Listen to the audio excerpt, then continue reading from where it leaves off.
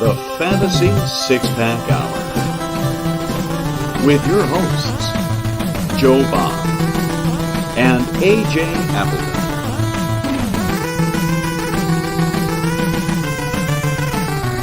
Touchdown!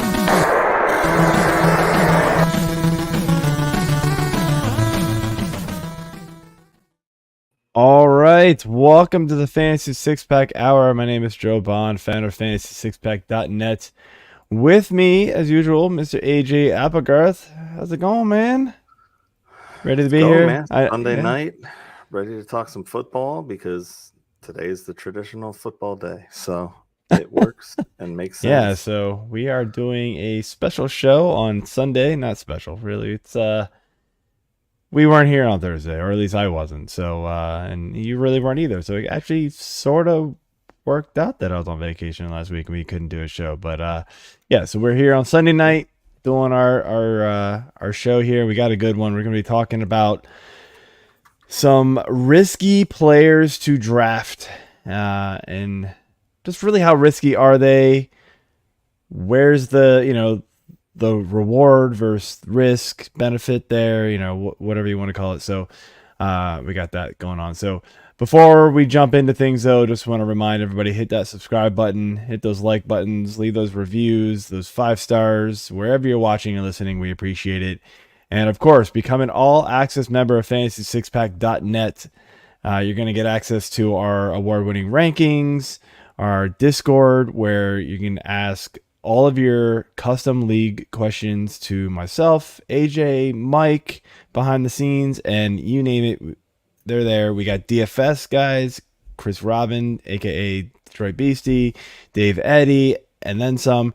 We got guys waiting to answer your questions there. You're gonna get access to our projections, other articles as well. It's good stuff, and our cheat sheet for your drafts coming up as well. And last thing is, if you have not already done so, I highly suggest you try out Fantrax for your football leagues. You can get bokus of customization for free. And to top it all off, if you create a league over there, you can get entered into a giveaway for a signed Travis Kelce jersey. So go over there and create your league. It's great stuff over there. I like the Fantrax product. I really do. So go over to fantrax.com/fantasy6pack and create your free account today. With that being said, man, let's do our beer of the week first, shall we? Sure. Beer. What you got, man? All right. So tonight I'm enjoying the Big Truck Farm Brewery's Crew Cab IPA. I've had this one on before. This brewery just has a bunch of cool artwork, a bunch of different trucks, and just cool looking stuff. Cool. So I just got back from a long vacation with my kids, and so I'm going Aslan Brewing Triple Orange Starfish. It is a triple IPA. Yeah. Wouldn't guess that. I know. Yeah, it's a good one. I've actually had this before. I believe I gave this one a 4.75 out of 5 on Untapped. I haven't looked it up, but so. I've only ever had it one other time. This is phenomenal. So yeah, that would be a slow sip. Oh yeah, it's tasty. All right, good stuff. All right, let's bring our guests on, and I am excited to have both of them here. Starting with Britt Flynn. She writes for Fantasy Alarm, the Lightning Round Fantasy Pod, host as well. How's it going tonight, Britt? It's good. Thank you guys for having me. Really awesome to talk about football on a Sunday because in just 5 weeks, it's really happening. It's going to be back in 5 weeks, and we won't have to speculate anymore. We're going to have some real live material hit the ground running. So I appreciate y'all having me. Then we'll just all realize what we got wrong. No. Yeah. And without further ado, Mr. Bob Harris, Football Diehards, senior editor there, Sirius XM host, FSWA Hall of Fame member. Looks like he might have froze, so hopefully he comes back. So we will have to pull that one back out there, Mike. It looks like Bob might have froze, so let's hit him up on Twitter and see if he figures, maybe he lost the internet or something. I'm not sure. So hopefully Bob's back. But looking forward to talking to both of you tonight. But let's just get going. Britt. So the very first question we've got here is just, oh, there we go. Bob, you back? Yes, there was the internet damp. Maybe hit you again. Oh no. Oh no. Can you hear us, Bob? I do hear you. Sort of. What? Yeah, I do hear you, and on my end it looks What, fantastic. AJ? So Where'd you go, AJ? I don't know what just happened. What is going on here? All right. So, Bob, we introduced you. I want to thank you for coming on. And so we are going to just get moving here with our first question. And did Bob freeze? AJ, is it you? What is going on? I don't know. Did Bob freeze again? Yes. Holy cow, he did. I think he did. I'll keep an eye on him. Okay. All right. So, Britt, first question here. We could have probably put rookies. We're going to go kind of in categories here with types of risky players here. So we could have put rookies in all over the place in this discussion. But so we just decided to start with a general rookie question. And so, how do you weigh the risk with rookies? What's the risk versus reward when it comes to their ADP? Obviously, Bijan is kind of an outlier with this. And then Gibbs is kind of the next up. And then there's a whole huge gap and a whole slew of them that are kind of like, okay, I mean, there's a chance, but we don't know. So what's your take on the rookies and the risk that they have coming into drafts?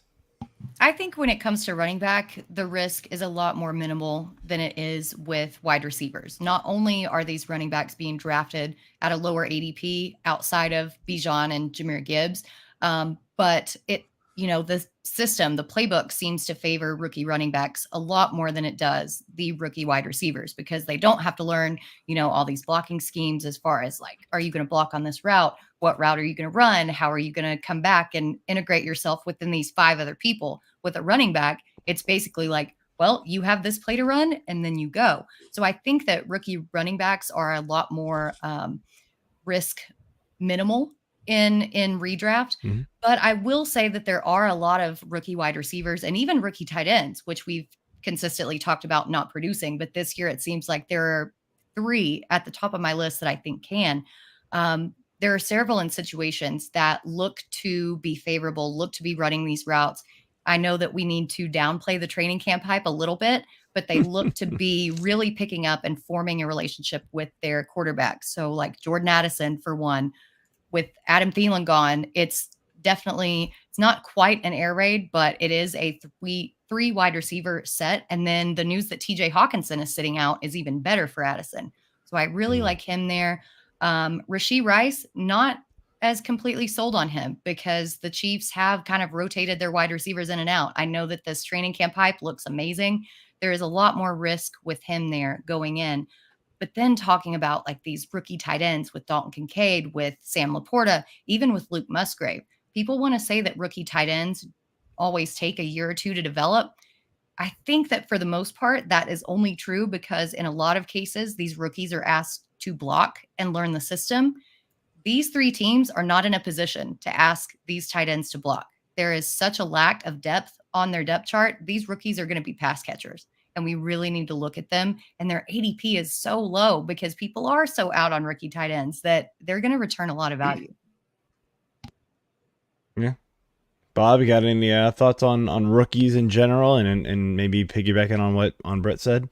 Absolutely. Mostly agree with everything she said. I think, there's some of the tight ends we're getting a little over enthusiastic, or we're getting enthusiastic. I don't know if it's even over. Dalton Kincaid seems to be in a great spot, right? And, all the from you put together what the draft nicks say about him with what you're hearing about him in camp, and he's not really going to be a tight end. He's going to be a wide receiver, a slot receiver, and that role has been really productive in that offense. So I think there's some hope for him. He's kind of a little more expensive than the other one. Sam Laporta seems to be in a better spot ADP wise, but exactly true with the running backs. Especially the earlier picks, and like I'm super all in on Jahmyr Gibbs. I cannot hide my love for him, because if we're sitting there drafting Bijan Robinson as a top 5 play in many cases, I see him rarely make it past 8 in drafts these days because he was the 8th pick overall and he's running behind a decent offensive line in the Atlanta offense. Then why the hell aren't we drafting Jahmyr Gibbs early round 4, late round 3?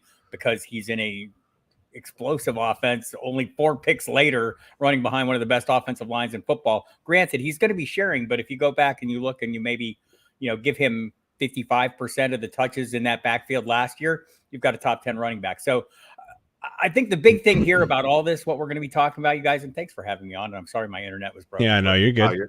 Oh, you're all good. You could have risk on your roster without having a risky roster. And that's the idea, right? You need to take some swings. You need to take some chances with players. And it's just, you take that range of possible outcomes, as Matt Harmon, channel my inner Harmon here, and you try to decide what the more probable outcomes are on those ranges based on the risk. And when you add these risky players, and Lord knows some of our own personal risk tolerance is involved here, but you can mitigate that risk with more solid plays or perceived more solid plays and less risky plays. So it's that mix that you get together. You need some risk to win the title. Nobody's going to remember that you drafted a risky guy after the season if you won the title, nor are they going to remember if you don't win the title. In fact, nobody will remember a damn thing you did if you don't win the title. Yeah, so you bring up a good point, and it's something that, I think everybody struggles with, I do, is when to take the risk, right? So Jahmyr Gibbs is a guy who I struggle whether or not I want to spend the draft capital on a guy who I think everybody knows is at worst the pass catching back could be a larger role. But if you look at what they did last year when both were healthy, it was, Swift was in between the 20s, and then it was, Williams inside the 20s, so it's like, right. So do you want that? I don't know if that's going to be good where he's going. So it's like, when is it right to take the risk, right?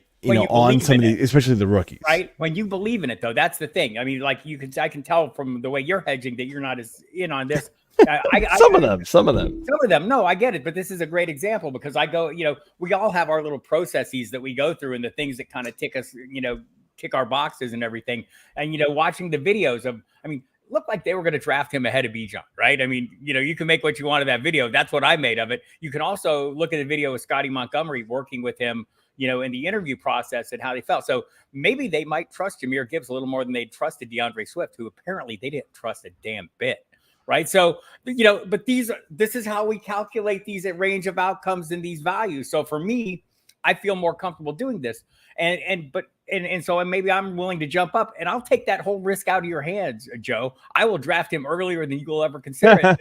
And a lot of times that's what happens with these risky players. The decisions are made for you. If you're dialing back a little bit, and that's okay. If you're not feeling great about a player, why draft them? But if you do have that, that positive buzz in your mind and there's a risk, then you have to take appropriate picks later to help mitigate that risk. Yeah.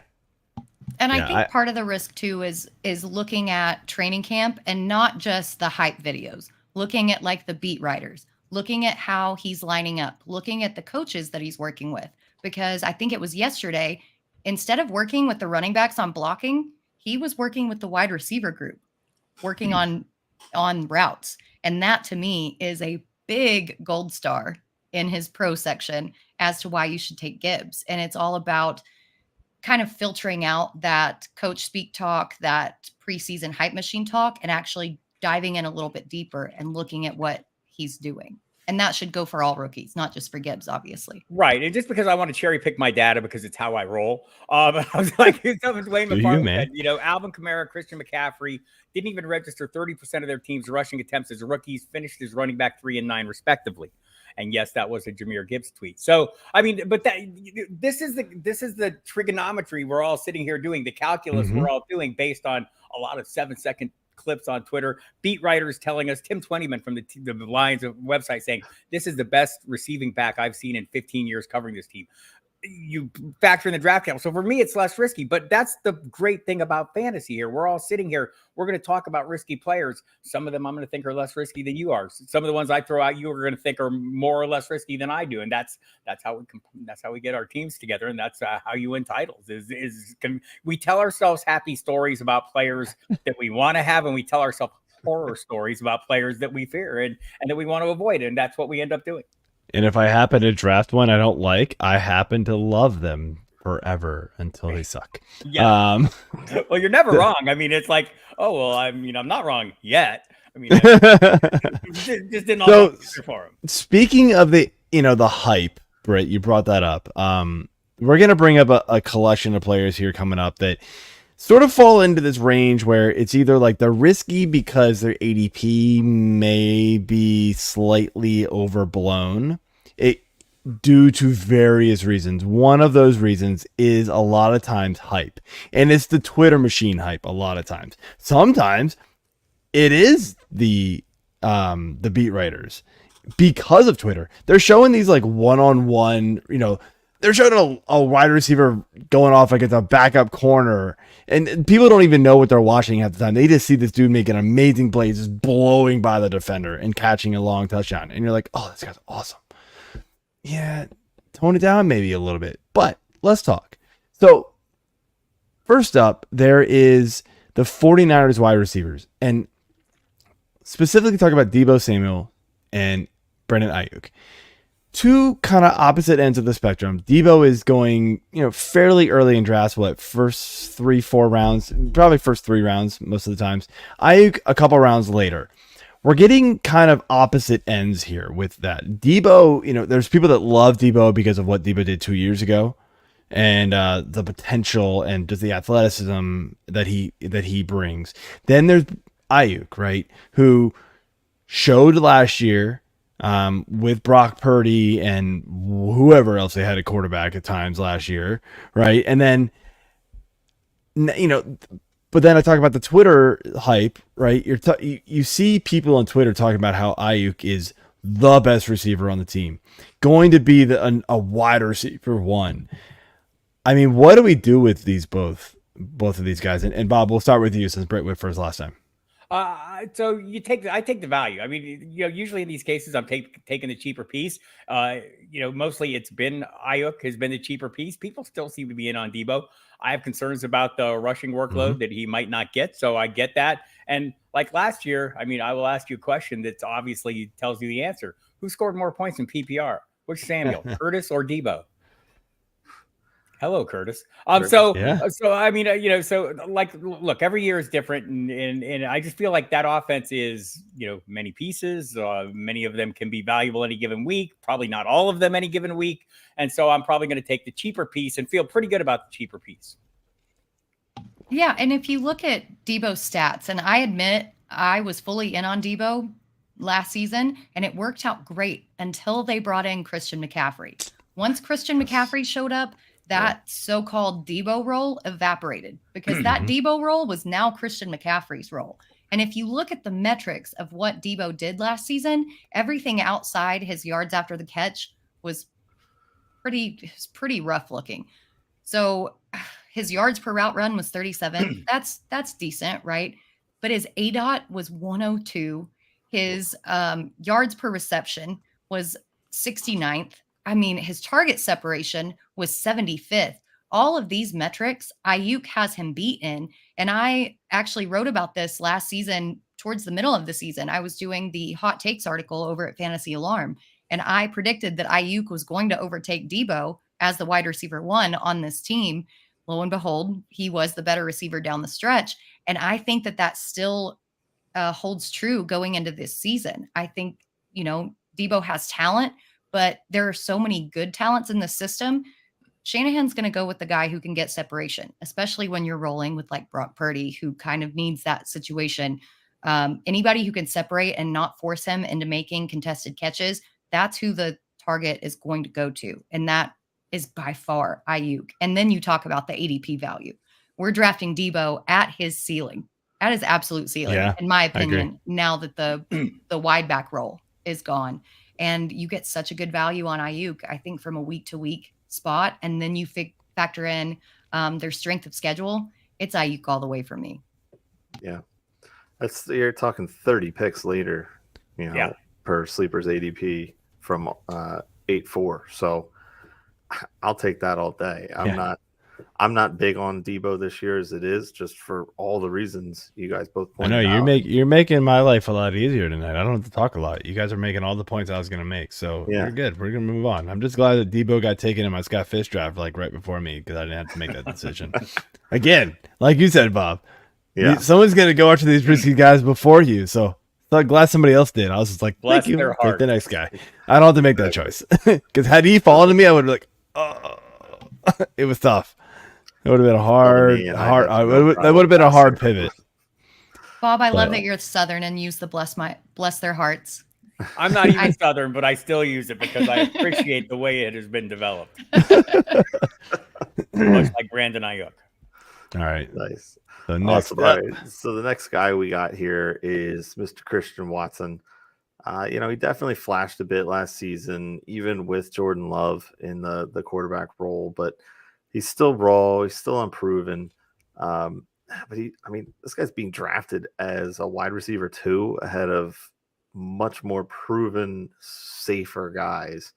So, Britt, what do you think this reasoning is for his jump up the ADP in drafts? Much to the dismay of my lightning round co-host Kevin Tompkins, I am totally and completely out on Christian Watson. And I think why people are so high on him is because they're looking at those big games that he had, right? He had 3 games over 100 yards, a couple big touchdown games, one of which was a 3-touchdown game. Mm-hmm. And people are looking at that to carry over into the season. But the fact is, he doesn't have the same quarterback. LaFleur's offense is going to operate completely differently now that Aaron Rodgers isn't out there calling audibles and switching the plays and shoving players off to the sidelines who he doesn't want to be in his lineup. I mean, we have yet to see what his offense really looks like. And to me, I think that it's going to be a lot of Aaron Jones, a lot of AJ Dillon, a lot of those short yardage and intermediate routes. And to me, Christian Watson doesn't fit into that. Then you look at his game log. Outside of those 3 big games that he had, he never had over 49 yards in any of the rest of the games that he played in last year. I mean, out of 14 games, he had 3 big games and 11 that were utter turds.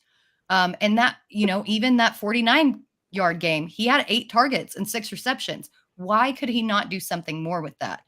In addition, I think that Jordan Love is pretty unproven. We don't necessarily know what he's going to look like. So investing a wide receiver 2 draft capital on Christian Watson is just way too spicy for me. I would rather go with one of the safer guys, the vets who have been proven and who have a stable offensive system and offensive structure. But, the Twitter hype train does not agree with me. So I guess we'll have to see who is right. That is exactly why this conversation is here. It's definitely interesting. Bob, what's your thoughts on what Britt said? Mostly, look, I'm not going to say that I have 0 shares of them, but I have very few shares of them, right? For all the reasons Britt explained, but also I have a few to hedge, right? I've gotten a few because a couple things is the coaching cliche goes. There's 2 things you can't coach: size and speed.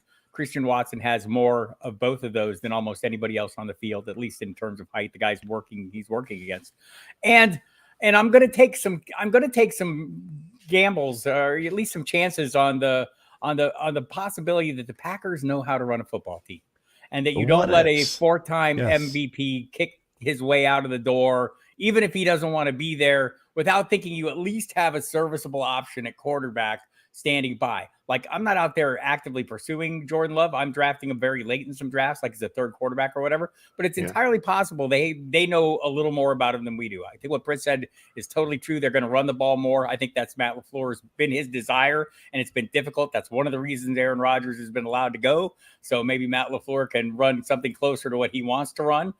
without, having a boss on the field changing things up on him. But still be some opportunities for big plays. But the price is not right for me. The price is right on Romeo Doubs for me, and I'll let other people go, chase Watson around. Yeah.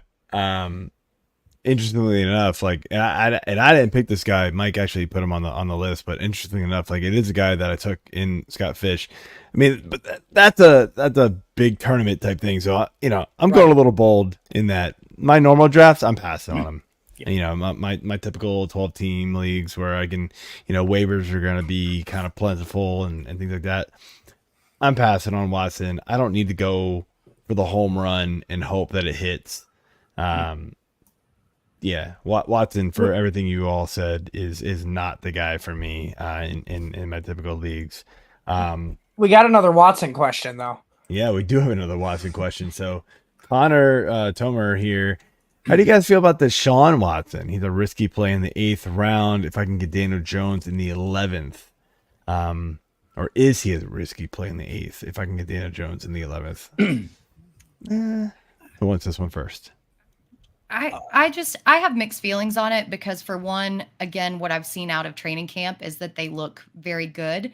But then what I saw out of the Hall of Fame game, if their scheme correlates even 50% to what we saw in the Hall of Fame game, there are going to be a ton of short yardage passes, a ton of screens. The running back is going to be involved a ton, which coincidentally means Nick Chubb to the moon. I think it's going to be a lot of Elijah Moore. Obviously, Amari Cooper is going to have so obviously his huge value, but I'm still not 100% convinced that Deshaun Watson has shaken off all the rust. I need to see him in some preseason because those 6 games that we saw him in were utterly atrocious. Yeah. And I don't know if he has the same amount of upside with Daniel Jones. I think that I would rather lean Jones, to be totally honest. They're probably going to end up very close, but the separation in their ADP, I'd rather take that discount. Or take both of them because it's 8th and 11th round, right? I mean, there's at that point, I mean, I'm not averse to doing that. I'll often take a quarterback I think maybe has more upside. I don't know that it is Watson, but also Watson has been very good in his past on a really lousy team in Houston. He was a top 5 player at his position, and and he's got some good pieces around him. So if you have that hope, I wouldn't rule out the possibility. If you're sitting there going, wow, why would I not have this guy? Well, get them both.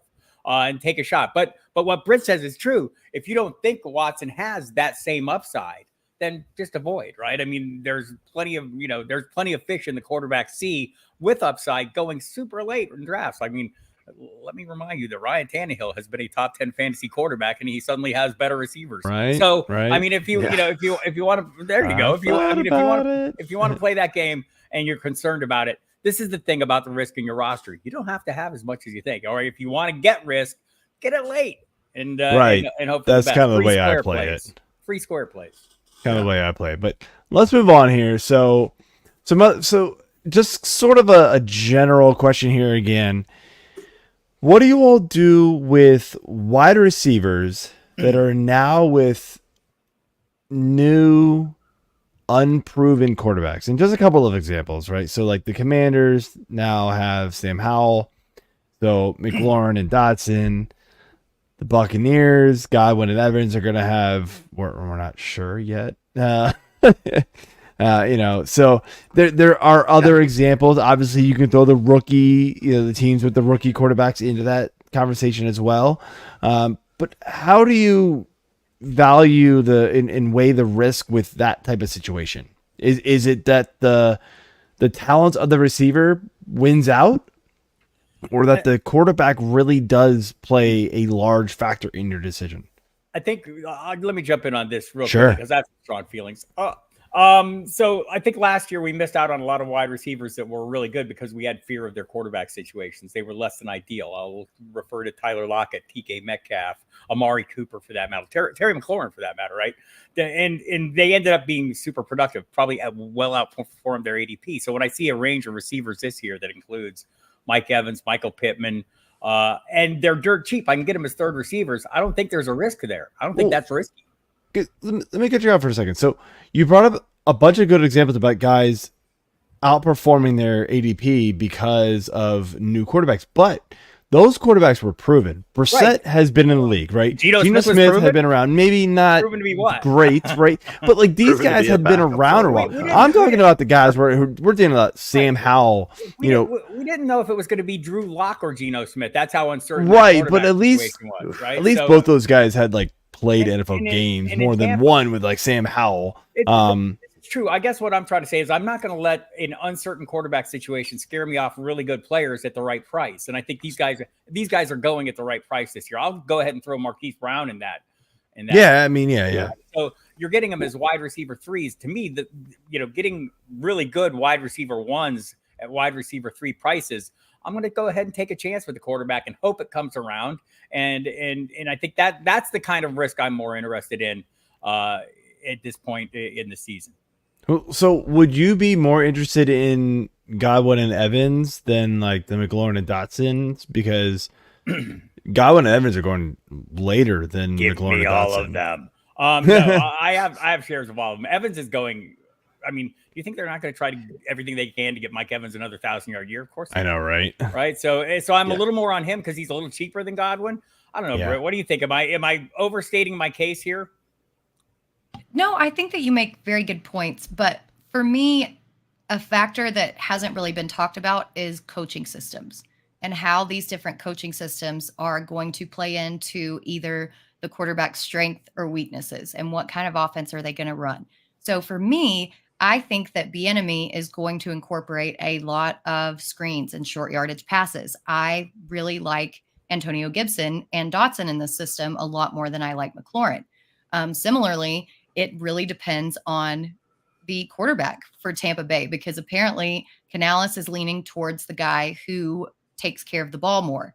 And so far in camp, that's been Kyle Trask. So are we going to get a Kyle Trask with a big, accurate arm, or are we going to get a Baker Mayfield who has to check down? So for me, that situation in that system is a lot more uncertain because if it is Mayfield, I would rather have Rachaad White and Chris Godwin. If it's Trask, who's going to make some more accurate throws, then I'm fine with Evans. We really need to take into account the coaching systems and how these different systems operate before we just count out a player because he's, quote, good or, quote, bad. And that to me is where these deep dives and your risk aversion, like Bob talked about earlier, really comes into play. Yeah, no, good points. Yeah, I mean, for me, looking at these guys in Scott Fish, I should have gone receiver earlier than I did, but my receiver 1 is Evans, and that was an 8th round pick.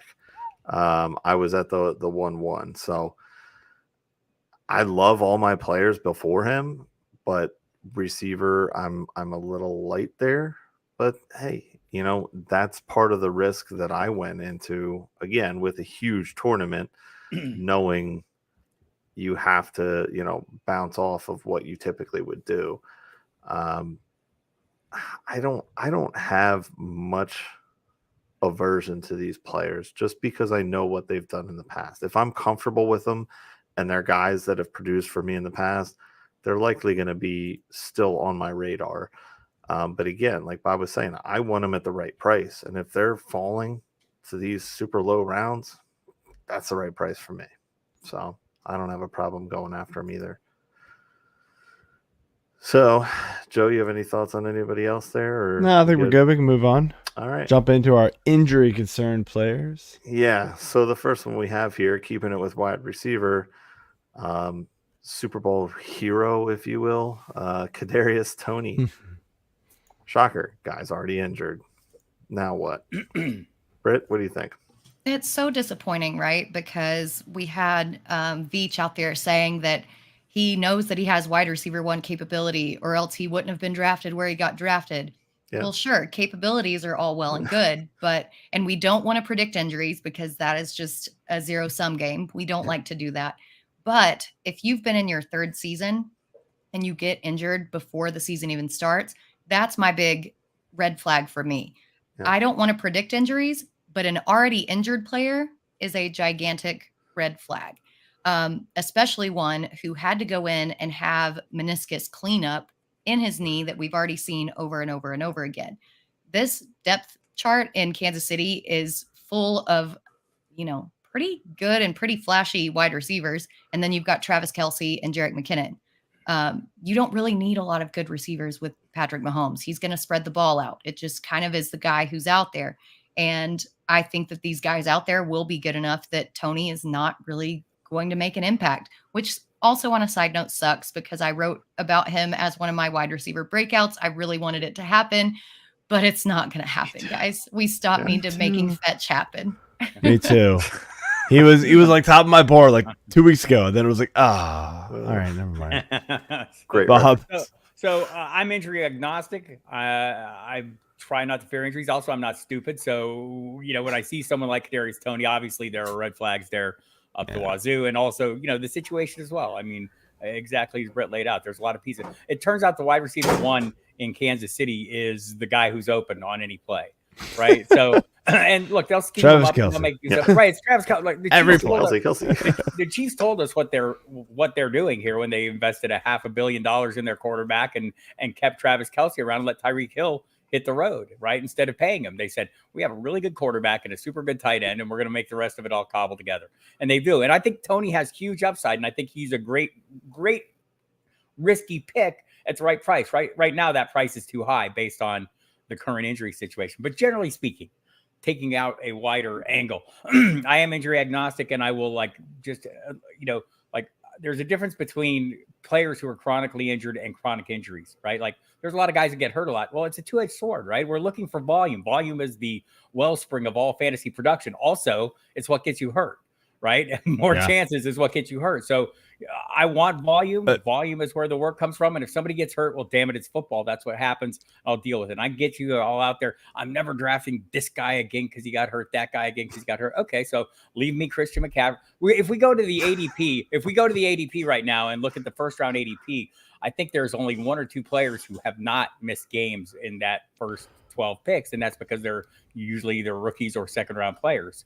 And so just, I try not to get caught up in the injuries. We all have players who have burned us, and we tend to stay away from those players. Those are players I'm looking for as they fall down the ADP to cash in on. Yeah, no, it's funny. So you bring up guys who are like injury, like labeled as injury prone, and a guy who actually had on this list, but I took him off just to kind of trim the list down. Keenan Allen. Sure. This guy is. Well, look, he had a spleen. Like, okay, he got hit in his spleen and it was torn. I mean, is he? It's a collision sport and everyone gets hurt.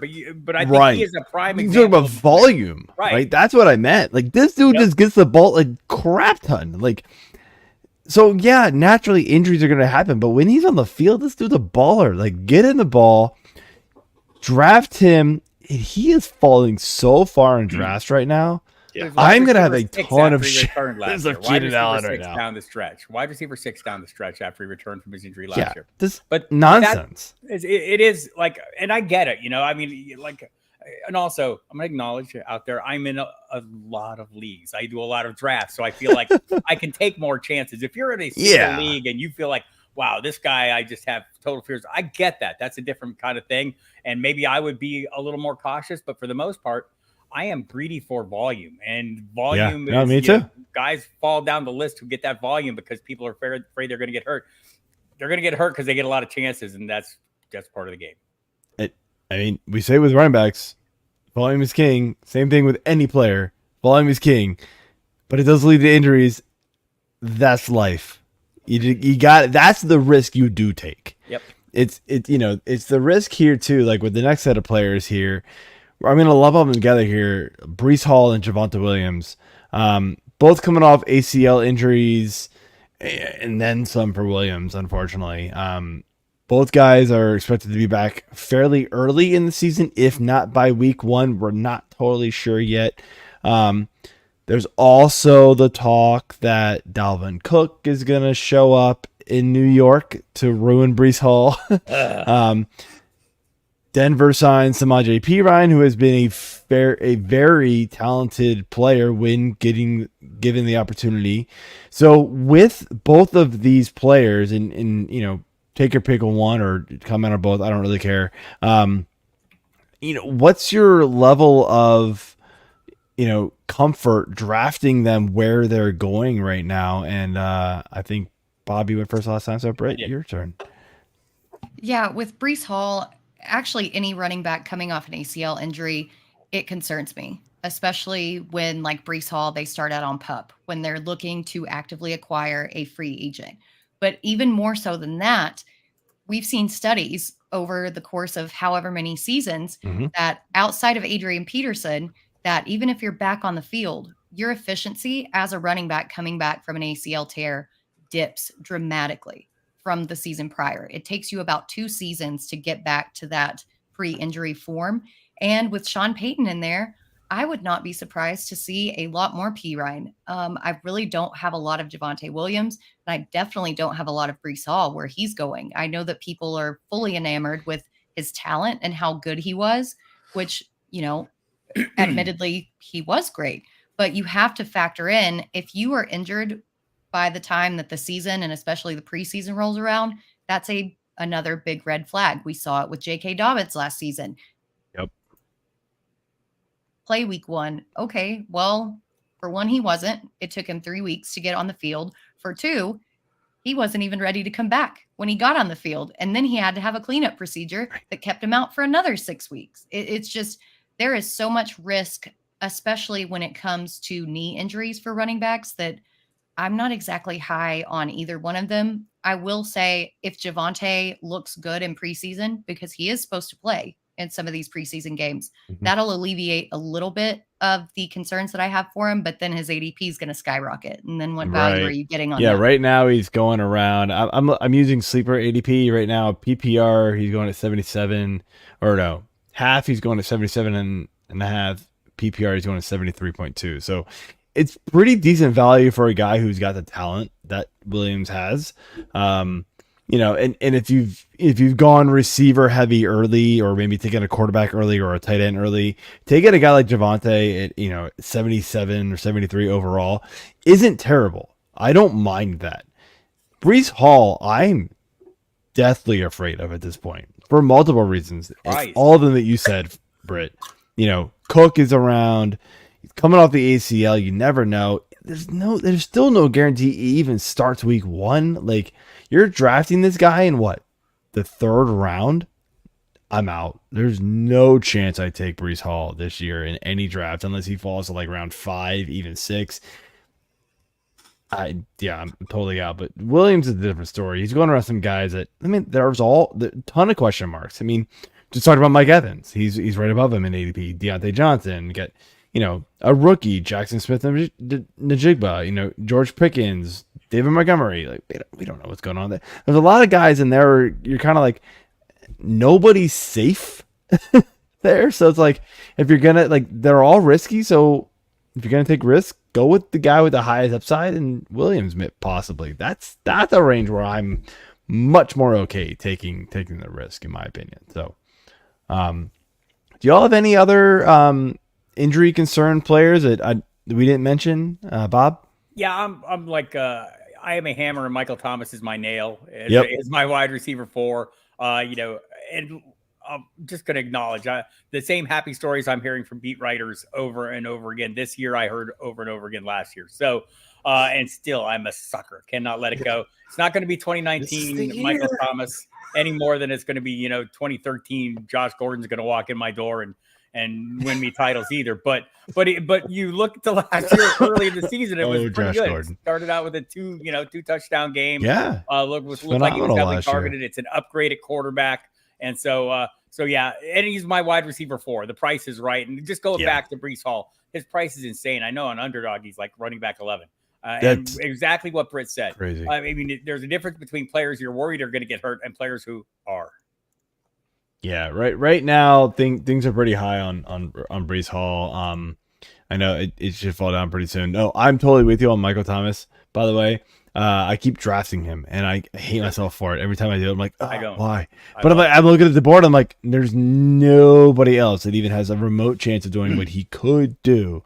He just needs to stay healthy. He restructured his contract to stay with the Saints. He's on a prove it deal. Like, he knows, like, he needs to prove it to make more money. And to me, that's motivation for him. felt like in the last couple of years he didn't have that motivation. Now he's got it. So that's why I'm all back in on him, especially at his draft cost. Brett, do you have anybody to add to this list here?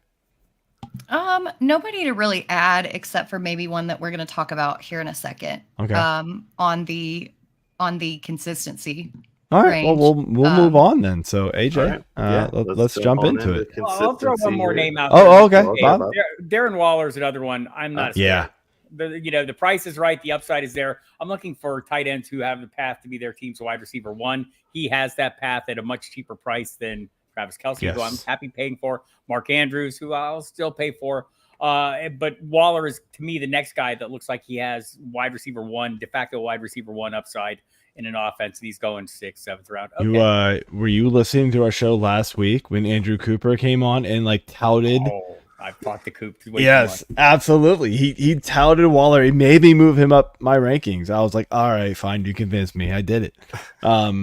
He's totally right. He's absolutely right. It's there's injury concern with him because he hasn't been healthy in quite some time. So I get it. But and that's why I moved him down. But screw it. Moving back up. I'm all in. Let's do it. He did hurt his finger, I think, today. Did he? All right. I think it was yesterday he dislocated it, but a trainer popped it back in. He hasn't showed back up on any injury report. So no pun intended. Over for fingers crossed that he's going to be good. Oh man, I may have to pull one out of the socket just to cross it over my other one.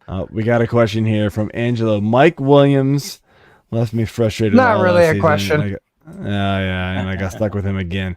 I don't know how you get stuck with him again, but you could just draft somebody else.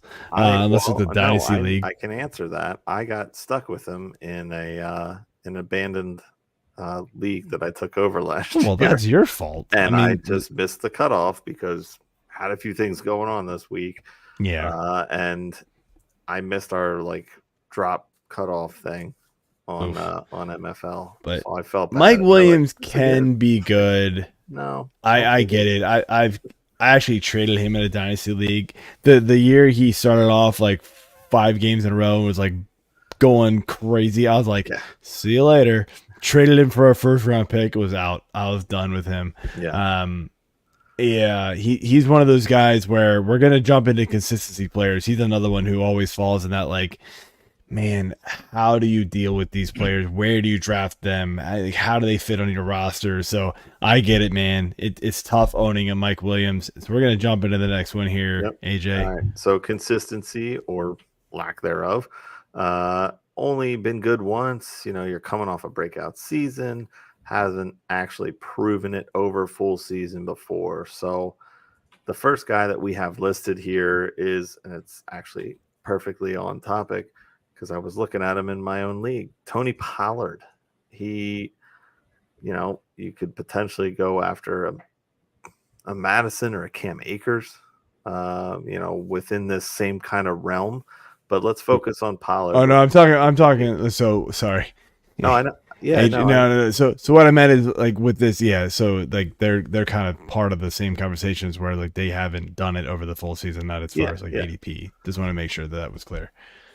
Yeah, the ADP for Pollard is around Ramondre Stevenson, Breece Hall, Josh Jacobs. It's definitely much higher. I'm just saying those guys, are kind of in the same boat as Pollard on more of a prove it system, but focus on Pollard. That's what I meant. Thank you. The better IP. Sorry, I just want to make better sure. IPA, better ADP. Anyway, Tony Pollard. What do you all think about this? I think Bob, you're first this time. Bob, you frozen? I think we're frozen again. Britt, you're up first.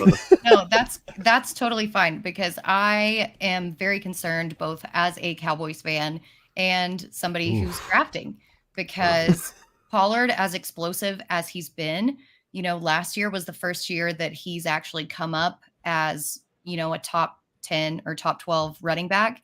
And he's never had over 200 carries in a season. With Zach Martin holding out, with coming back off that ankle injury, which is kind of what I was alluding to in the last segment, a pretty severe ankle injury that does take time to rehab. I'm concerned. about him. It feels like we're drafting him a little bit at his ceiling. He also works better on the outside. He's not a big between the tackles guy. And then again, if Zach Martin does end up holding out, and then, Tyron Smith or whoever else on that line gets hurt that we've consistently seen get hurt over and over and over again, I do have some pretty big concerns for Pollard. I know that with Mike McCarthy, he has said that he wants to run the ball more because they, quote, score too fast, which that's a whole other can of worms. But if Pollard is going to have to be the guy and be the bell cow, it's not going to be Deuce Vaughn. I mean, 5'6" Deuce Vaughn isn't going to be plowing through those tackles. Not going to be suspended Ronald Jones neither. So. No, I really think that they're going to have to bring somebody in off free agency. I've been of the opinion that they're going to re-sign Zeke to a very small deal just to come back in and pass block to kind of be that little plotter, just get that little short yardage gain. Yeah. Because I don't think that Pollard is the guy. And where his ADP has shot up to, man, I'm out on him, to be totally honest. I feel like my internet was trying to keep me from making a fool of myself when I was so I mean, it's worth noting there. I mean, Derek Brown at Fantasy Pros has Pollard as his running back 1 this year, and he makes a really strong case about red zone usage, etc. Probably Pollard is a guy I won't have a lot because there are a lot of other players I feel like have more dependable volume in that same range. And like, do I think he's going to get 200 plus carries? No. And I think he may make some of it up, but he didn't catch all that many passes last year. Look, he's good, and I'm not like saying I'm scared of him. They're just players I like at that price range a little bit more, and that's kind of the direction I've been going. So I, just think back to last year, when Skip Pete is not there anymore, but the running backs coach talked about organizationally, they only wanted him to play a certain number of snaps. And there was a reason for that because they thought he was most effective with 30 snaps or fewer. So, to me, when he's going ahead of players, like in some cases ahead of Derrick Henry, who I'm still all in on. I'm not scared of you, Derrick Henry. I love you. Come to me. I'm looking for that kind of volume. So that's a little more of what I'm after there. Like I'm hoping Pollard turns out to be great guns. And look, they have every reason to run the wheels off him. A la, Josh Jacobs last year, except even more so. He's on that $10 million franchise tag. And, he's an expensive rental. So use the hell out of him. We've seen the Cowboys do that in the past, but it's been a little while. Yeah, I do think this is a little bit of, there's a little bit of, Zeke's not there, so it's got to be Pollard, right? And so it's all the, all the carries go to Pollard. No, Britt, I'm right there with you. Like, I'm afraid that he's not going to be as efficient with, 10 more touches a game. Like, it's just not going to work for him. So I'm kind of out on him where he's going. My rankings and projections kind of say otherwise, but my draft, like when it comes to time where like he's on the board with somebody else, kind of go somewhere else. So I'll adjust as we go with the rankings, but right now it's still early August. There's not a ton of people doing this right now. So, Pollard does scare me. There is a lot of risk there. Next up here, though, I do want to bring up a tight end, George Kittle, 49ers. Look, we know this guy. He balls out certain games, multiple games in a row sometimes. But then there's injuries. There's game script where Shanahan is just like, oh, well, we're just going to leave you in the block for, our stud running backs and then Debo. Like, this is how we're going to win the game. And then the next game, Kittle's going to go off. So there's a little bit of inconsistency, and there's also injury mixed in. So, Bob, let you go first while your internet's still working. he's thank you, internet. He's a little boom bust for me, So at the price he's going at, so I think that's why I'm missing out on him a fair amount. Like I'd rather go just before him. I think still, T.J. Hawkinson, today's news, notwithstanding, and people, news don't get too caught up in the moment by moment. The things we're talking about today about players being unhappy, happy, whatever they are, we aren't going to be talking about September. We'll be talking about totally different things. So I think his workload in an offense that throws the ball a hell of a lot. Part of George Kittle's problems is he's such a good blocker. It costs him, right? He's not always out on routes. And so physical. And he did. Look, he had caught 6 or 7 of Purdy's 13 touchdowns last year. I mean, he does seem to have a little connection with Brock Purdy, and that's all well and good. He's a very good player, great yards after catch. All those things are fantastic, like all that. Just the same problem with him kind of that I have with Debo, that, it's an offense with a lot of weapons, and they're going to spread it around, and different guys are going to have big weeks, and you're paying an awful high premium for that with him. And that's the thing specifically with tight ends too, right? Like, as y'all mentioned, Andrew Cooper earlier has always said consistently over and over and over, these elite tight ends, and to be an elite tight end, you need to be a top 2 target on your team. Right. Part of being a top 2 target means that you're not going to be blocking, like Bob said, but 2, you're going to be, in a highly consolidated system. And I think with Aiyuk out there, with McCaffrey out there, there's a real chance that Kittle ends up 4th on the team in targets. And that's definitely not the kind of production that you want to see when you're drafting him as tight end 4, tight end 5, where he's going off the board, depending on where you're drafting him. He's just, injury concerns aside, I don't think that he's got the pathway to being an elite tight end. And that's where you have to parse out elite talent versus does the scheme fit your talent for fantasy. Yeah, it's tough with him because, and this is where also like people get skewed with drafting every year, right? Is you look at the season long points. Kittle's going to finish high up every year because he has these massive games where he's going to score 3 touchdowns. He might do 2 of that like every year. Like he's crazy like that. For years, Amari Cooper was always thrown into that. Last year he kind of proved me wrong finally, but I still think he's kind of that guy. But George Kittle falls into that scenario where he is going to have these like huge games, and then he's going to have these like dud games. But the big games, especially in tight ends, he's going to finish tight end 5, 6 at worst, right? Just by having 2 or 3 of those. And so a guy is a fantasy manager looking at season long points from last year, going like, oh, who should I take a tight end? Going to look at Kittle and go, oh, I should take him. Consistency wise, though, not good. You need consistency, and perfect segue, right? Like, we're going to the Fantasy Football Expo this weekend. All of us are. And Bob Lung writes the consistency guide. Like, this is a major factor in having your teams win. And George Kittle is the guy who I'm usually out on in drafts. Again, in big tournaments like Scott Fish, I took him because big tournaments, you gotta go for the home run. You gotta hope for the best sometimes. But otherwise, I'm kind of out. So next up here, AJ, let's Yeah, so the next guy we got here is Gabe Davis. And I mean, you think consistency with him, he's been consistently great in the touchdown category, which is something you can never predict or rely on. But his yardage, 600 yards almost in 2020, just under that in 2021, 549, and then jumped all the way up to 836. I mean, we know this is a high-powered offense.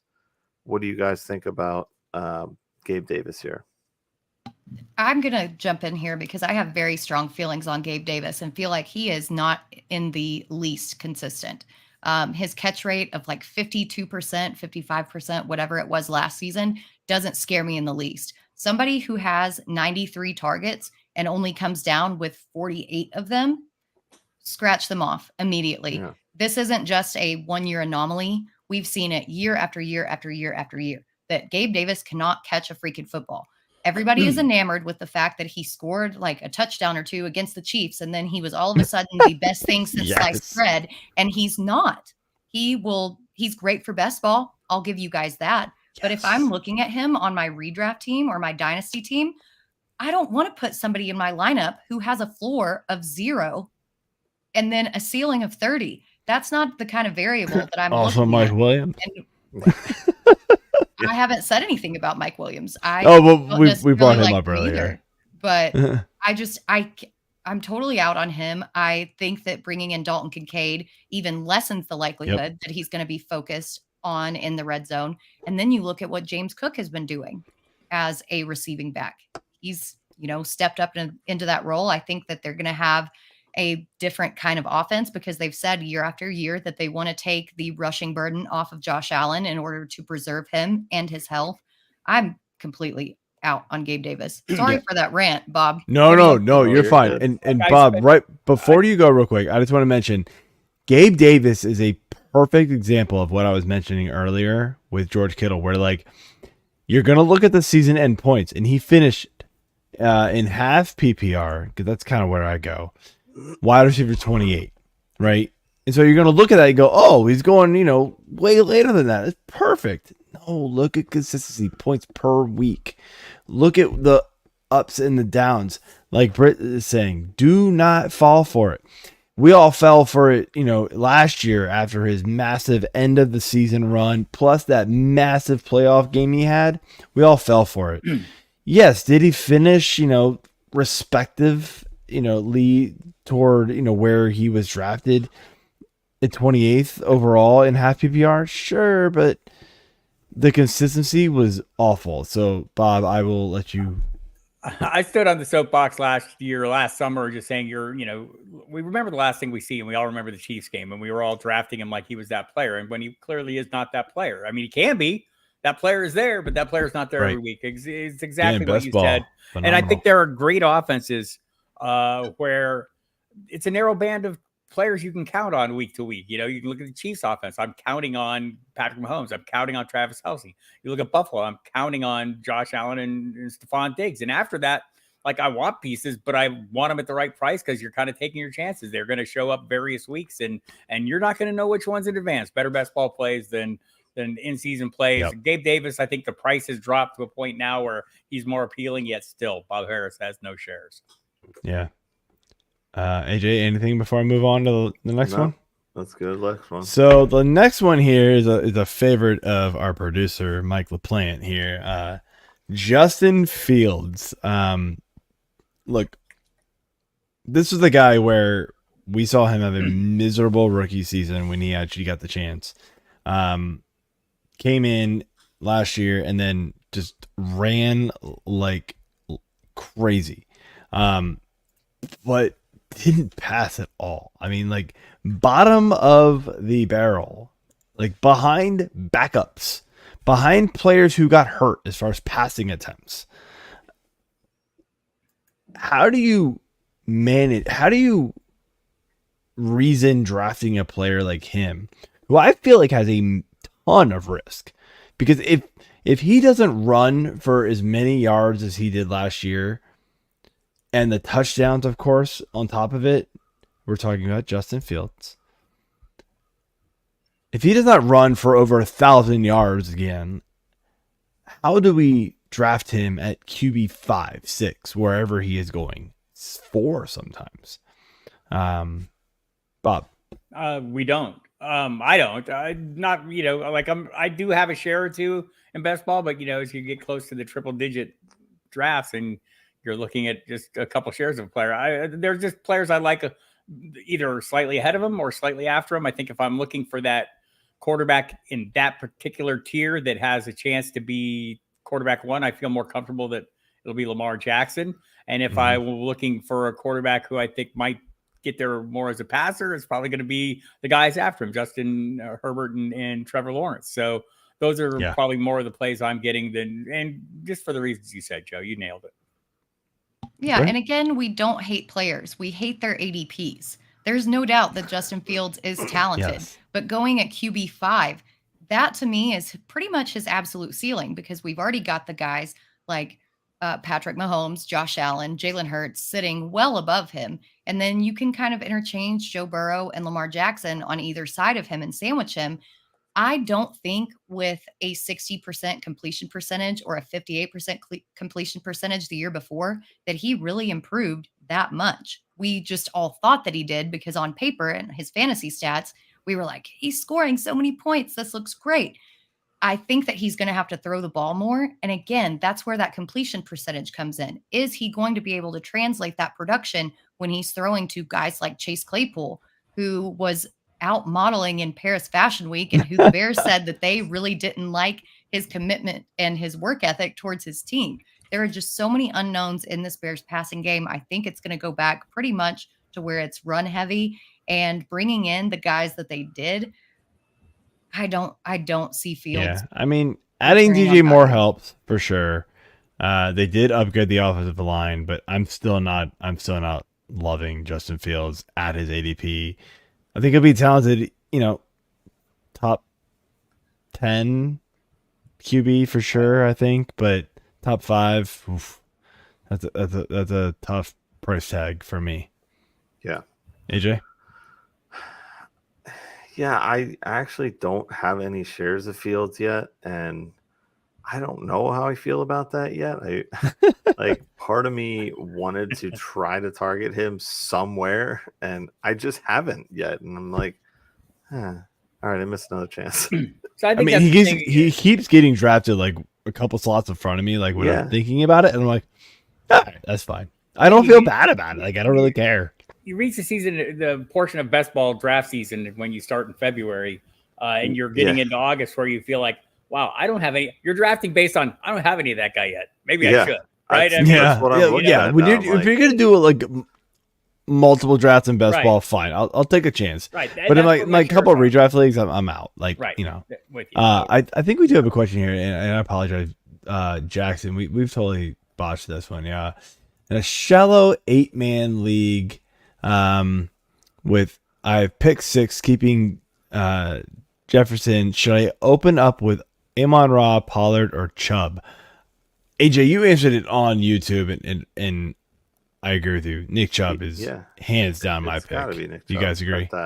Yeah, I mean, I wouldn't have a big argument against Amon-Ra. So you're going to get other running backs as well, but I'd probably go Chubb. Yeah, Chubb seems like a guy who's going to be just crazy good this year. But Britt, do you have any? Yeah, I would say it depends on the scoring, because I am leaning either Amon-Ra or Chubb. If it's full PPR, I'm leaning a little more in favor of Amon-Ra just because of how highly consolidated those targets are going to be, just out of necessity. Yeah. Yeah. 18. And I mean, you can't really go wrong with.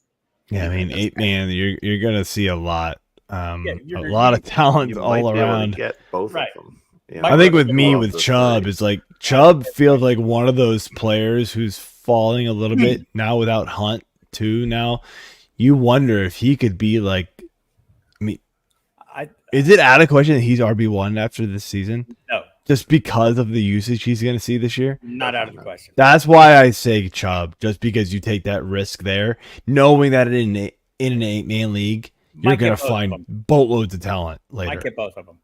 Yeah. You might too. That's the thing. So, all right. All right. So jumping into last topic here, we got is holdout concerns, holdout talk, injuries, whatever it is. There's just nonsense going on here.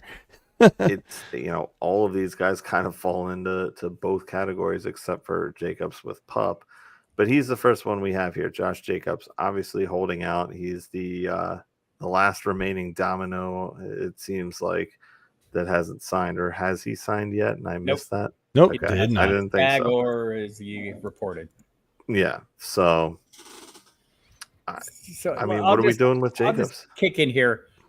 I mentioned earlier the stories we're talking about in July, August aren't always the stories or almost never the stories we're talking about in September.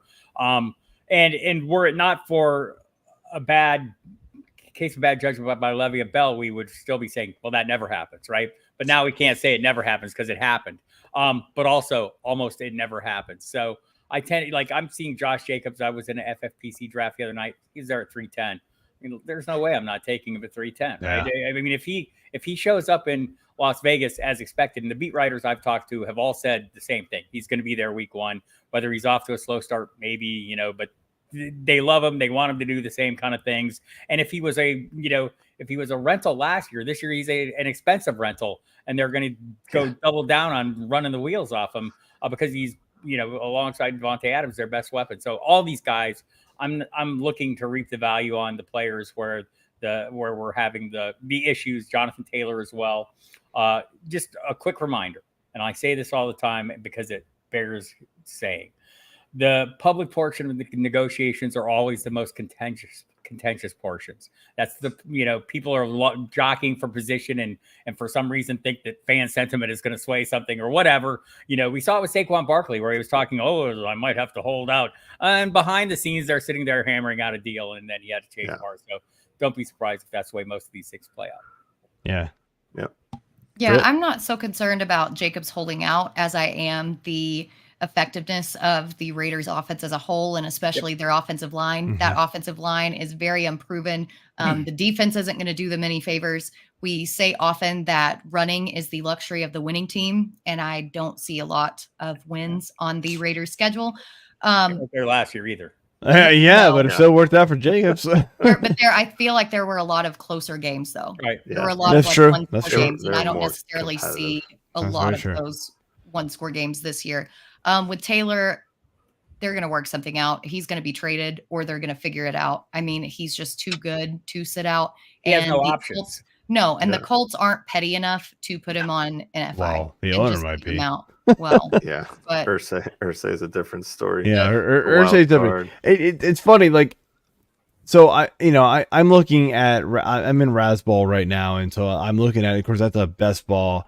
I'm looking at it, and of course, best ball is totally different. Jacobs fell to like 3.6, and yeah, like to your point, Bob, like I would have taken him earlier. I took Keenan Allen ahead of him.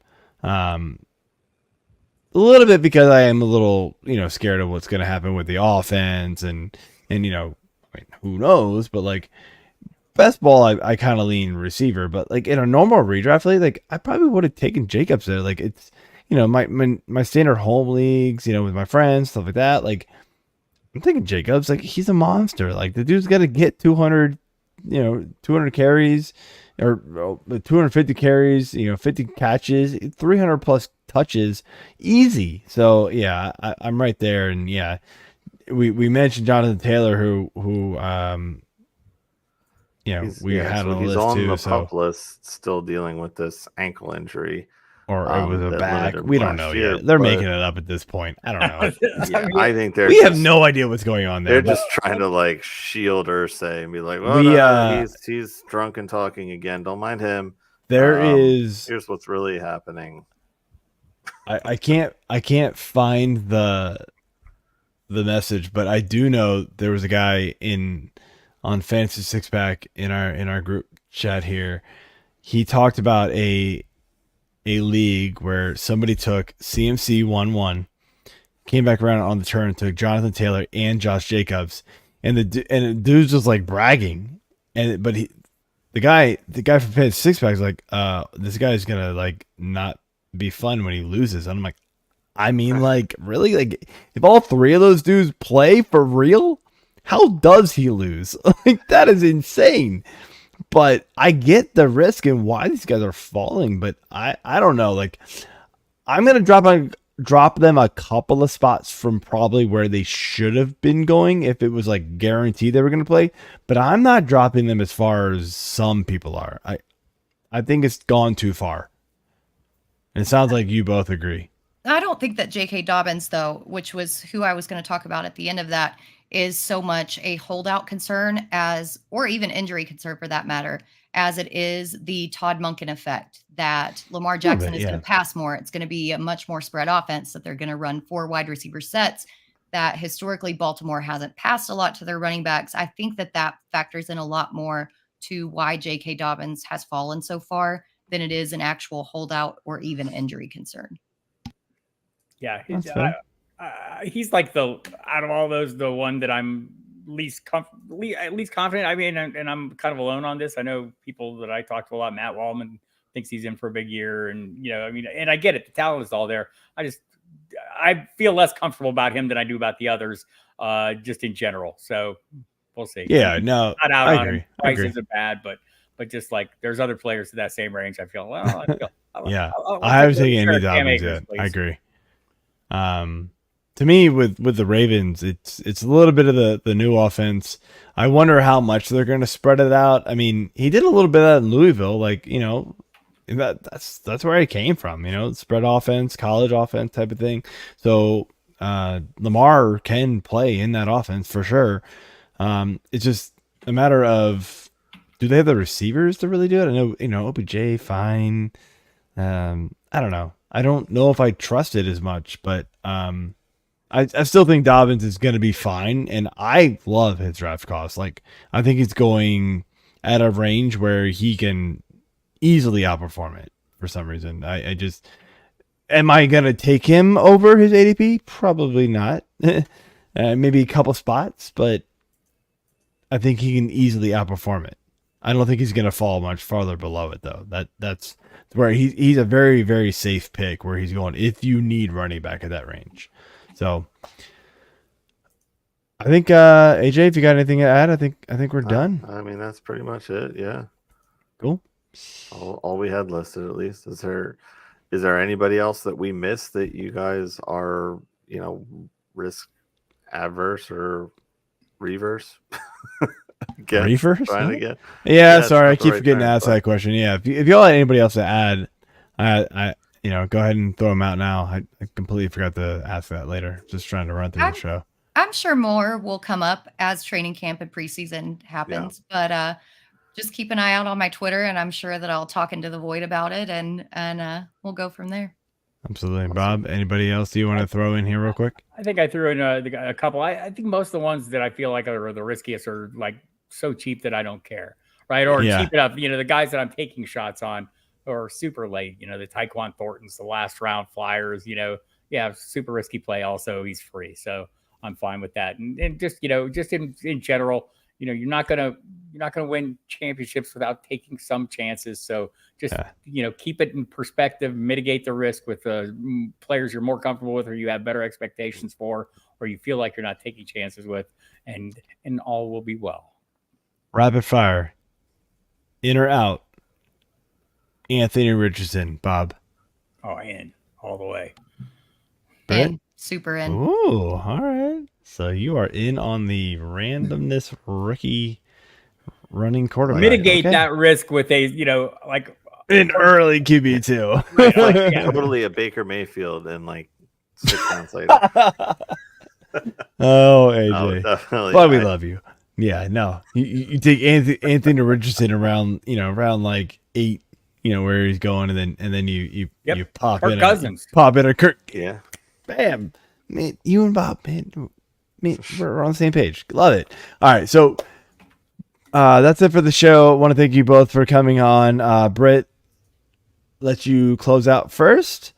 Let us everybody know where they can find you on Twitter and social medias and what you got going on this season. Yeah, so you can find me on Twitter or X or whatever it is called now, @Britt_Flynn, 2 T's, FLINN. You can also find me on Fantasy Alarm. I'm working on the draft guide right now, doing updates because it is a living draft guide. Then I'm on Better Sports Network, A Better Morning, 9 p.m. or 9 a.m. Eastern Time. Alarm Fantasy Football from Tuesday through Thursday at 2 p.m. Eastern. Lightning Round Tuesday at 1 p.m. Eastern. And then a brand new show, Britt's Fantasy Blitz, on Mondays and Fridays at 2 p.m. Eastern on A Better Sports Network. Nice. Awesome. Good stuff. Definitely checking all that out. Thank you for coming on again. Love it.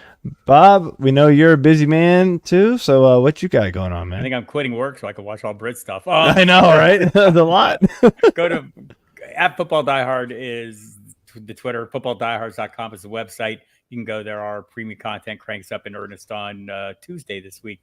Got the magazines out there, the Pro Forecast, the Football Diehards magazine, and the Football Diehard Show. You'll be surprised to learn it's called that on SiriusXM Fantasy Sports Radio and the Football Diehards YouTube channel. You can subscribe to that. You see great people on there all the time, like Britt Flynn, and soon to be Bob and AJ. Yeah, eventually one of these days I'll have to not. I know you bring your guests on Thursdays usually. I'll have to figure it out one of these times. We usually do our shows on Thursdays, so I'm just gonna have to suck it up and just do it late night. We'll figure it out.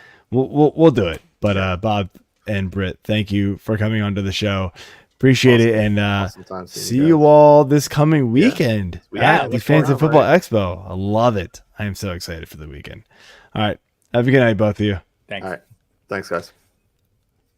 All right, so that is it for the show. AJ, I want to thank you for Doing nothing. I did absolutely nothing for this show this week. So you're okay, welcome. Dude. You're all right. I want to thank you for coming, for joining us, man. You know, I know you had a pretty shit week, honestly.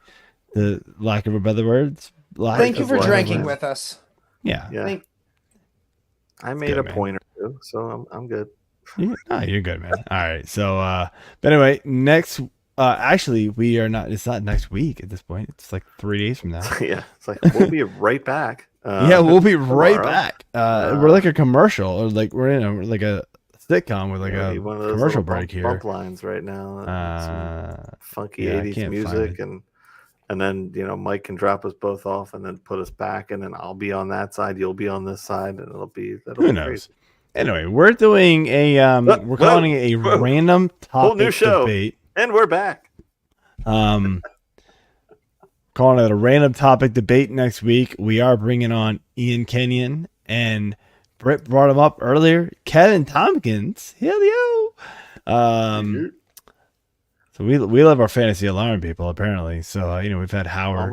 Almost wore my best. We've had Andrew. We've had Britt. We've had Kevin. If you're listening, man, we're gonna bring on the whole crew. Like Howard, if you're listening, like we just don't forget Coop. I said Coop. I said Andrew Cooper. Nah, well, you weren't listening to me. I like my wife. Spotted cow. Anyway, we're gonna have some random topic debates, and so what we're gonna do is gonna be fun. Mike, listen up. You got to remember this. You got to bring up some topics. Nobody's gonna know what they are ahead of time. That'll be fun. One of these. This is what we decided to do again. Yes. I hope you're prepared.